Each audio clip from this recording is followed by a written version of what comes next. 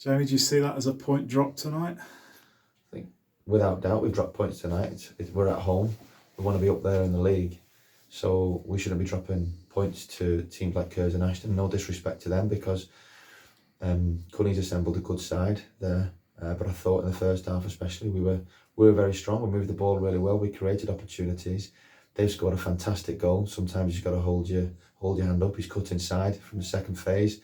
Bainsy's headed it out. And Matty had no chance with it, to be honest. It was right smack bang in the corner. So they've got their goal, they've got something to hold on to. I thought it was all us then in the first half especially. We found lots of space, we dragged them around, balls in the box. We should have had a goal at least in the first half, if not two. I felt like if we stayed the same in the second half, we were going to go on and without doubt win it. But to be fair to them, they changed the shape a little bit. They altered it to try to stop us getting on the ball in the positions that we were, and we needed then to readjust.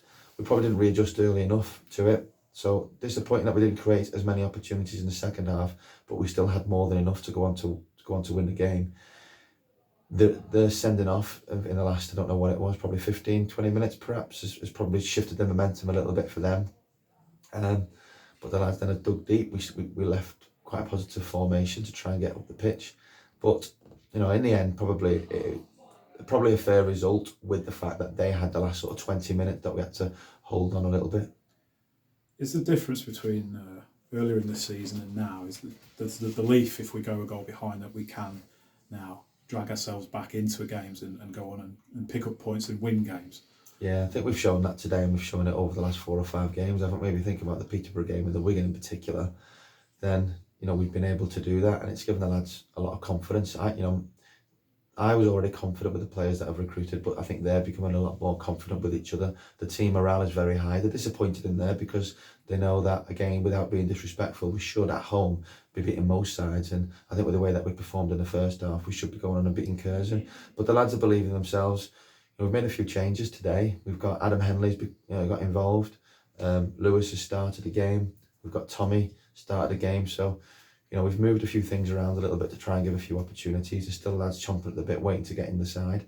And the lads that have come in have given a good enough account of themselves. So, it gives me a little bit of a headache going into Saturday, but that's what I need as a manager. We're not going to win a league or get promoted or be anywhere near the top and challenging without sort of 16, 17 players who are going to be playing a part. So everyone needs to be patient, work hard, and wait for their opportunity. I'm pleased to say the lads that have come in, even if it was for 10 minutes or what, they've shown that they can compete and hopefully push themselves to get into the side. Harry Cardwell managed the 15 minutes again after his exertions on Saturday, which was a good sign as well. Yeah, Harry's done ever so well. We just need to manage him properly. In an ideal world, you want to start Harry Cardwell in most games because he's a threat in behind, he's a threat to feet, he's a threat in the air. So he's done really well for us. He changed the dynamic of our team.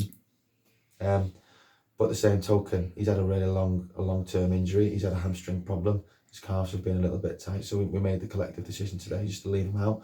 Opened the door for Lewis Riley, who I thought was very, very good, worked hard, and everything that we want out of Lewis Riley. And he'll be disappointed because he's not scored a goal, but so will most of the lads. But do you know what? We've bounced back again.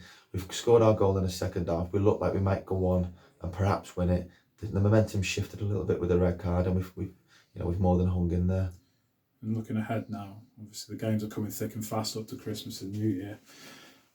Boston away next, which is a tough challenge, especially as it's their first game in their new stadium.